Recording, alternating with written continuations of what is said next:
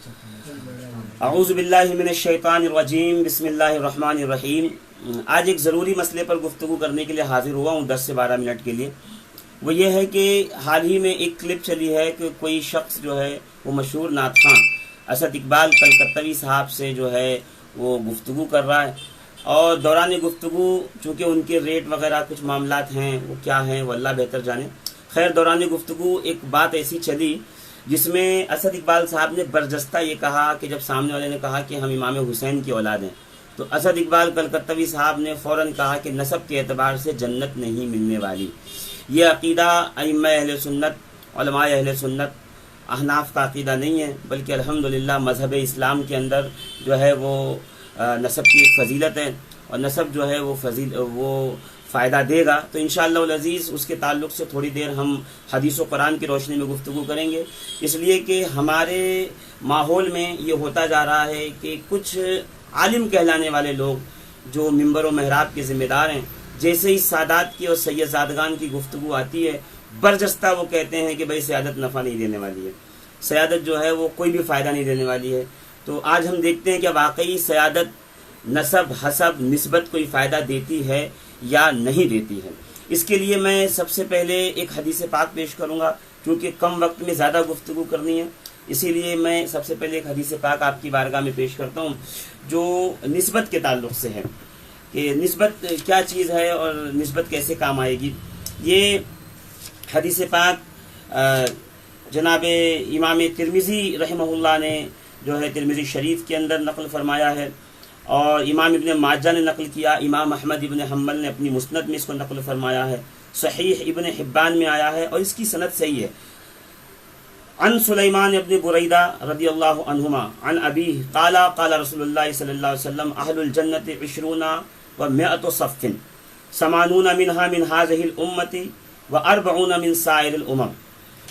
کہ سلیمان بن بریدہ نے اپنے والد سے روایت کیا ہے کہ حضور نبی کریم صلی اللہ علیہ وسلم نے فرمایا کہ جنتیوں کی 120 صفیں ہوں گی، جن میں سے 80 صفیں میری امت کی ہوں گی اور باقی تمام امتوں کی صرف 40 صفیں ہوں گی۔ فوراً اس کے بعد ایک روایت اور پڑھ دوں کہ عن عمر بن الخطاب عن رسول اللہ صلی اللہ علیہ وسلم قال الجنت حرمت علی الانبیاء حتی ادخلها وحرمت علی الامم حتی تدخلها امتی، رواہ الطبرانی۔ اسے امام طبرانی نے معجم الاوسط جلد اول صفحہ نمبر 279 کے اوپر رقم فرمایا ہوا ہے۔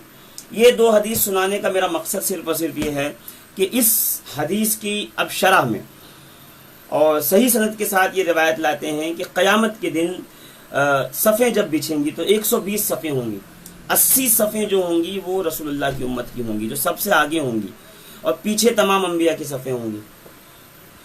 اتنے میں ایک شخص جو ہے وہ پیچھے سے صفیں پھلانگ کر کے آگے جانے لگے گا، تو حضرت موسیٰ علیہ السلام کا ایک امتی اس کا ہاتھ پکڑ کے کہے گا کون؟ کہا میں محمد عربی صلی اللہ تعالیٰ علیہ وسلم کا امتی ہوں۔ تو کہا کہاں جا رہے ہو؟ کہا میں آگے کی صف میں۔ تو کہیں گے یہ چونکہ امت کے ولی ہوں گے، کہیں گے ہم امت کے متقی پرہیزگار، ہم پیچھے ہیں اور تم آگے جا رہے ہو گناہگار ہونے کے باوجود۔ تو ایک غیب سے ہاتف سے ندا آئے گی کہ اے جناب موسیٰ کے امت کے ولی، یہ جان لے کہ یہ صفیں تقوی اور طہارت کے اعتبار سے نہیں لگی ہوئی ہیں، بلکہ یہ صفیں جو لگائی گئی ہیں یہ نسبت کے اعتبار سے لگائی گئی ہیں۔ تو جب قیامت کے دن رسول کا ایک ادنا امتی جس کے زیادہ اعمال بھی نہیں ہیں اور وہ اتنا نیکوکار بھی نہیں ہے، وہ نسبت کا فائدہ اٹھائے گا، تو جو رسول اللہ کی اولاد ہے اسے نسبت کا فائدہ کیوں نہیں ہو سکتا؟ یہ سوچنے اور خیال کرنے کی بات ہے کہ وہی علماء جب ممبر پہ کھڑے ہوتے ہیں تو ہم رسول اللہ کے امت جنت رسول اللہ کی، ہم رسول اللہ کے جنت رسول اللہ کی کہہ کے لوگوں سے پیسے ہٹتے ہیں، واہوائی سنتے ہیں، نعرے لگواتے ہیں، یعنی آپ رسول اللہ کے ہیں، امت رسول کی ہیں، اور جنت رسول کی تو آپ کو مل جائے گی، اور رسول کے بیٹے جو ہیں ان کو جنت نہیں ملے گی نسب کے اعتبار سے۔ یہ منافقت ہے پکی، جو صرف اسد اقبال میں نہیں دکھائی دیتی، بلکہ بہت سے ایسے علماء ہیں جن میں سیدوں کا نام سنتے یہ حسد فوراً نکل پڑتی ہے اور فوراً وہ سے باتیں سنانے لگتے ہیں۔ میں جلدی آپ کو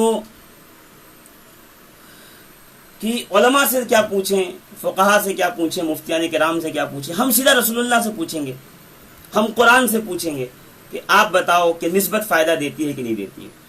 تو نسبت کے اعتبار سے ہی ایک جو ہے قرآن مقدس کی آیت کریمہ میں پڑھ دوں آپ کے سامنے. سورہ کہف میں ہے وَأَمَّا الْجِدَارُ فَكَانَ لِغُلَامَيْنِ يَتِيمَيْنِ فِي الْمَدِينَةِ وَكَانَ تَحْتَهُ كَنْزٌ لَهُمَا وَكَانَ أَبُوهُمَا صَالِحًا. یہ سورہ کہف کے اندر ہے کہ حضرت موسیٰ اور جناب خضر جب گئے تو وہ ایک دیوار کا قصہ ہے جسے انہوں نے بنا دیا.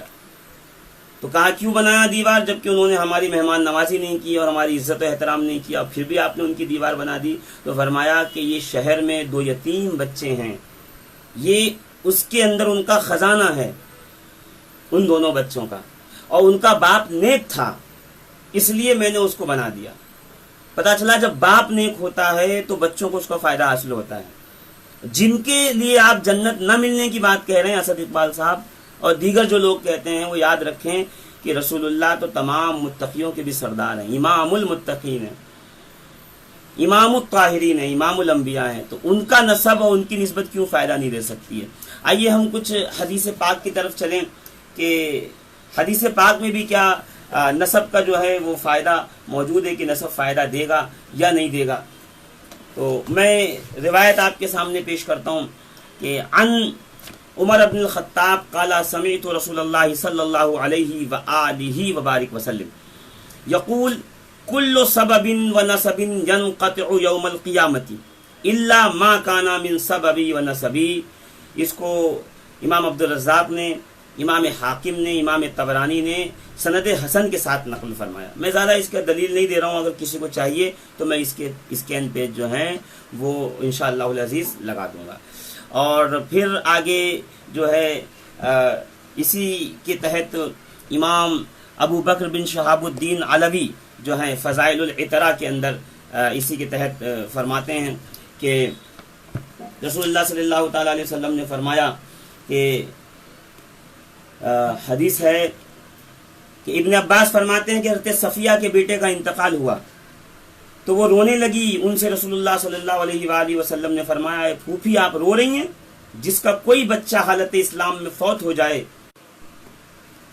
تو اس کے لیے جنت میں جو ہے وہ ایک گھر ہوگا اور جس میں وہ رہے گا. جب وہ باہر نکلیں گے تو ایک شخص ان کی ملاقات جب وہ باہر نکلیں تو ایک شخص سے ان کی ملاقات ہوئی. اس نے ان سے کہا محمد کی قرابت اللہ کے مقابلے میں تمہارے کچھ کام نہ آئے گی. یہ سن کر وہ رونے لگی. رسول اللہ صلی اللہ علیہ وسلم نے ان کے رونے کی آواز سنی تو آپ گھبرا گئے اور باہر نکلے.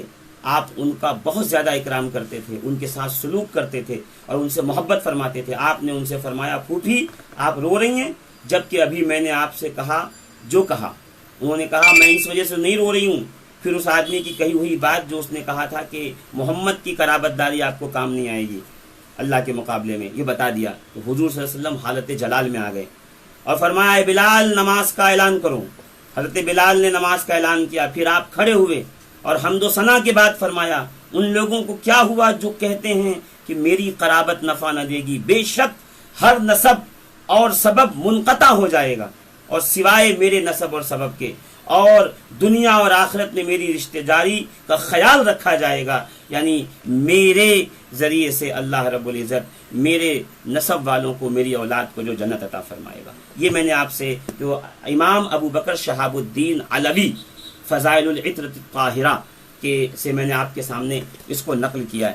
میں بھی اور بھی باتیں آپ کے سامنے رکھتا ہوں. اسی پہ علامہ ابن عابدین شامی العلم الظاہر آپ دیکھ سکتے ہیں, العلم الظاہر فی نفع النسب الطاہر. یہ امام علامہ ابن عابدین شامی جو مفتی مکہ ہیں, حنفی امام ہیں, ان کے زمانے میں کچھ ایسے خرافاتی لوگ پیدا ہو گئے تھے اور وہ فضلت کا انکار کرتے تھے اور یہ بھی کہتے تھے یہی کہ رسول کی نسبت کی وجہ سے جنت نہیں ملے گی. تو آپ نے باقاعدہ ایک مستقل رسالہ جو ہے وہ چھاپ کر کے ان کے منہ پر جو ہے ہمیشہ ہمیش کے لیے جو ہے آپ نے علی گڑھ کا تالا لگا دیا. وہی حدیث جو میں نے ابھی پڑھی ہے وہی سیم حدیث یہاں پر جو ہے آپ نے نقل فرمایا ہے کہ ابو صالح نے اربعین میں, حافظ عبدالعزیز نے اور ابو نعیم نے معرفت الصحابہ میں حضرت عمر سے روایت کی کہ رسول اللہ نے فرمایا ہر تعلق اور نسب قیامت کے دن ختم ہو جائے گا سوائے میرے تعلق اور نسب کے, اور ہر اولاد آدم کے عصبہ ان کے باپ کی طرف سے رشتہ دار ہیں سوائے فاطمہ کی اولاد کے. میں ہی ان کا باپ ہوں اور میں ہی ان کا عصبہ ہوں. अजीज़ान मोहतरम देख रहे हैं आप, अभी तो और भी रिवायतें जो हैं वो बाकी, मैं जल्दी जल्दी रिवायतें पढ़ता हूँ, 2 मिनट में अपनी बात ख़त्म करता हूँ। इसी इब्न आबिदीन शामी की सफ़ा नंबर 9 सफ़ा नंबर 10 से मैं 4 रिवायतें आपके सामने जल्दी जल्दी पेश कर देता हूँ। फरमाते हैं कि इमाम तबरानी ने अवाइल में हज़रत अली से रिवायत किया है, फरमाते हैं कि मैंने रसूलुल्लाह को फरमाते हुए सुना, मेरे पास हौज़े कौसर पे सबसे पहले मेरी अहले बैत और मेरी उम्मत में से मुझसे मोहब्बत करने वाले आएंगे, यानी अहले बैत आएंगे और उम्मत में मोहब्बत करने वाले।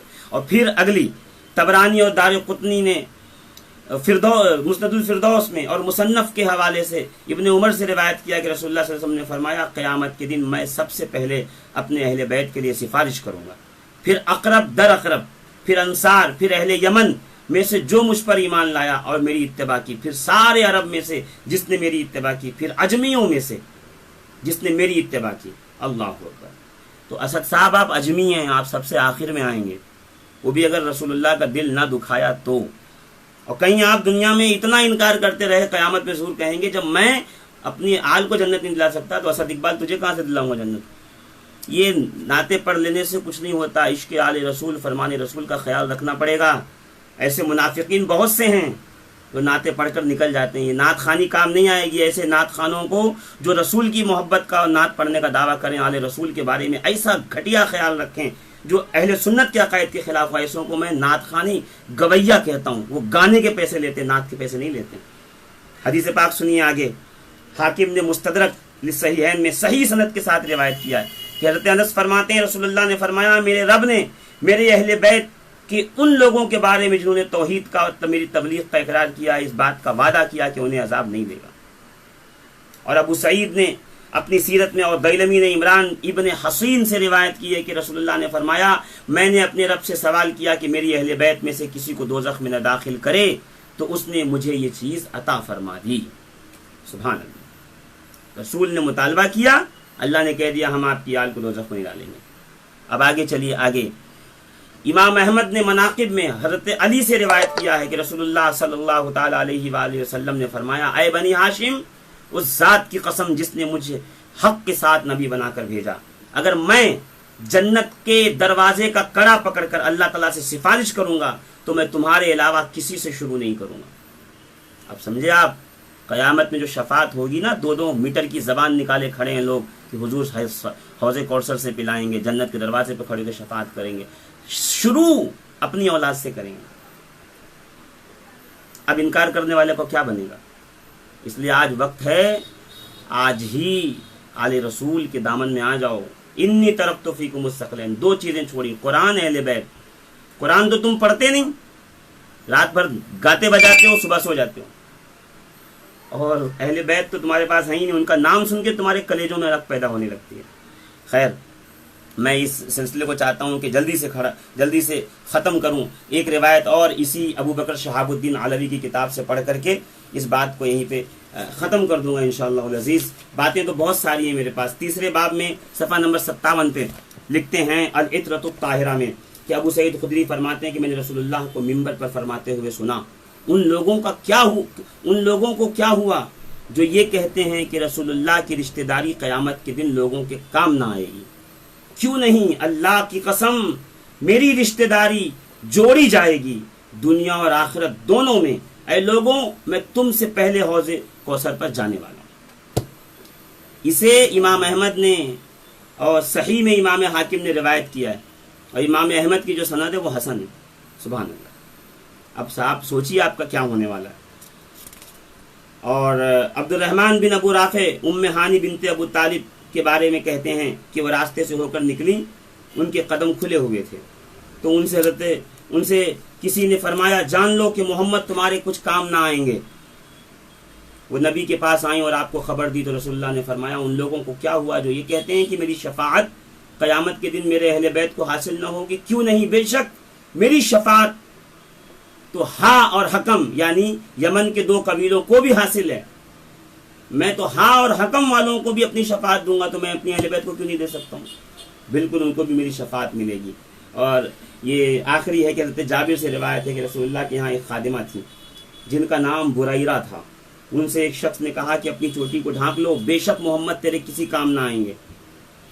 بریرہ کہتی ہیں کہ اس کے بارے میں نے آپ کو بتایا تو آپ اپنی چادر کھینچتے ہوئے نکلے، یعنی زمین پہ گھسٹ رہی تھی چادر، اور یہ اس وقت ہوتا تھا جب سرکار غصے میں ہوتے تھے، اور آپ کے رخسار مبارک سرخ ہو گئے۔ پھر ہم آپ کے پاس آئے اور عرض کیا، یا اللہ کے رسول صلی اللہ علیہ وآلہ وسلم، آپ جو چاہیں ہمیں حکم کیجئے، قسم اس ذات کی قسم جس نے آپ کو سچا نبی بنا کر بھیجا، اگر آپ ہمیں ہمارے ماں باپ اور اولاد کے بارے میں بھی حکم فرمائیں گے تو ہم وہ بھی کر گزریں گے۔ پھر آپ ممبر پر چڑھے اور اللہ کی حمد و ثنا بیان کی۔ پھر پوچھا میں کون ہوں؟ لوگوں نے کہا آپ اللہ کے رسول ہیں۔ آپ نے کہا ہاں۔ پھر پوچھا میں کون ہوں؟ ہم نے کہا آپ محمد بن عبداللہ بن عبد المطلب بن ہاشم بن عبد مناف ہیں۔ آپ نے فرمایا میں اولاد آدم کا سردار ہوں اور کوئی فخر نہیں، میں قیامت کے روز سب سے پہلے اپنے سر سے مٹی ہٹاؤں گا اور کوئی فخر نہیں، سب سے پہلے جنت میں داخل ہوں گا، کوئی فخر نہیں، مجھے لواء الحمد ملے گا اور کوئی فخر نہیں، اور جس دن کوئی سایہ نہ ہوگا مجھے رحمان کا سایہ ملے گا۔ ان لوگوں کو کیا ہوا جو یہ کہہ رہے ہیں میری قرابت کچھ فائدہ نہ پہنچائے گی؟ کیوں نہیں، یقیناً پہنچائے گی، یہاں تک کہ حکم اور ہاں کو بھی میں سفارش کروں گا تو وہ قبول کی جائے گی۔ اللہ اکبر، اللہ اکبر۔ اس طریقے کی بہت ساری روایتیں جو ہیں یہ رسول اللہ صلی اللہ علیہ وسلم سے ہیں کہ میری اہل بیت فاطمہ کے بیٹوں کی میں سفارش کروں گا، اور یہ تو وہ ہیں جو جنت کے جوانان جنت کے سرداروں کے بیٹے ہیں، الحسن والحسین و سیدہ شباب اہل الجنہ۔ آپ کتنی جلدی بھول جاتے ہیں۔ ہاں شاید کوئی آپ کے سامنے آ کے آیت پڑھے انا اکرمکم عند اللہ اتقاکم، تو پھر شفیق کچھ نہیں کہے گا، پھر شفیق ابن عابدین شامی کو پیش کر دے گا۔ آپ علامہ ابن عابدین شامی کو اٹھائیے، وہ سیدھا کہتے ہیں، اور سابقہ اور منکرین جو تذکرہ کرتے ہیں آیتوں کا، انا اکرمکم عند اللہ اتقاکم کا، اس کے بارے میں کہہ رہے ہیں کہ سیاق و سباق سے پتہ چلتا ہے کہ یہ آیت کفار کے بارے میں خاص ہے، عام نہیں ہے، اور کہا جائے گا یہ عام ہے تو کہا جائے گا کہ ایسا عام ہے جس سے مراد خصوص ہے۔ اب اس میں پوری بحث جو ہے آپ نے جو ہے دلائل نقل کیے ہیں، اور نقل کرنے کے بعد جو اس کے اوپر دلائل لائے گئے ہیں اس کی کاٹ فرمائی ہے۔ جس کو انا اکرمکم عند اللہ اتقاکم پڑھنے کا بہت شوق ہو تو پھر ابن عابدین شامی کو پڑھ لیں۔ عزیزان محترم، فتاوی حدیثیہ کی آخری بات جو ابن حجر مکی نے کہی ہے بڑی اچھی بات، جس نے کہا کہ عالم و سید آ جائے کس کو فوقیت دی جائے گی؟ ابن عابدین شامی کہتے ہیں کہ ایک با ایک کے پاس نسبت ہے، ایک کے پاس علم رسول ہے، دونوں معزز ہیں، مگر اللہ کی قسم فوقیت سید کو دی جائے گی، اس لیے کہ علم کی نسبت منقطع ہو جاتی ہے اور نسب جو ہے وہ کبھی منقطع نہیں ہوتا۔ اور آخری حدیث پڑھ دوں عزیزان محترم اور بات یہیں پہ ختم کر دوں کہ اسد صاحب اور آپ کے ہمنوا اسد اقبال کلکتوی صاحب سنیے، اور آپ کے جتنے ہمنوا سن لیں۔ عن ابن عباس قال قال رسول اللہ صلی اللہ علیہ وسلم مثل اہل بیتی مثل سفینۃ نوح من رکب فیہا نجا ومن تخلف عنہا غرقا، رواہ الطبرانی وبزار والحاکم۔ امام حاکم نے، امام بزار نے مسند میں، امام طبرانی نے معجم میں اس کو نقل فرمایا ہے۔ کیا میری اہل بیت حضرت نوح کی کشتی کی طرح ہے، جو اس میں سوار ہو گیا نجات پا گیا، اور جو اس کو چھوڑ دیا وہ غرق ہو گیا۔ وہ اہل بیت جس کی آپ کہہ رہے ہو نا کہ وہ نسب سے جنت نہیں ملے گی، وہ نسب والے کشتی نجات ہیں، اور آپ کشتی نجات کو کہیں چھوڑ کر چلے آئیں۔ اس بات پہ بہت دنوں سے میں کچھ چرچا گفتگو کرنا چاہتا تھا، مگر چونکہ یہ بات آ گئی تو میں نے چاہا کہ اس کا خلاصہ کر دیا جائے۔ خدا کی قسم قیامت میں آل رسول کا نسب کام آئے گا۔ کلو سبب و نسب ینقطع یوم القیامہ الا سببی و نسبی، رسول کہہ رہے ہیں رسول کا سبب نسب کام آئے گا، جنت اسی حوالے سے ملے گی۔ اور آپ چاہتے ہیں کہ نعت پڑھ پڑھ کے جنت مل جائے گی آپ کو، تو آپ نعت کے بدلے میں 40,000 50,000 کی رقم اینٹ چکے ہیں لوگوں سے، بیوقوف بنا چکے ہیں۔ اب آپ کو نعت کے بدلے میں کچھ نہیں ملنے والا، لکھ لیجئے۔ اب بھی وقت ہے، اہل بیت کے قدموں میں آ جائیے اور اہل بیت کے قدموں میں نجات ملے گی۔ تو یہی مجھے آپ حضرات سے عرض کرنا تھا، چونکہ ایک شخص نے پرٹیکولر یہ بات کہی تھی تو میں نے اس کا نام لے لیا، ورنہ نام لینا اپنا منصب نہیں ہے۔ اللہ رب العزت سے دعا ہے کہ اللہ رب العزت ہم سب کے روزوں کو، نمازوں کو قبول فرمائے، اہل بیت کے فضیلت کو سمجھنے کی توفیق عطا فرمائے، آمین، بجاہ النبی الکریم علیہ الصلاۃ والتسلیم۔ السلام علیکم ورحمۃ اللہ وبرکاتہ۔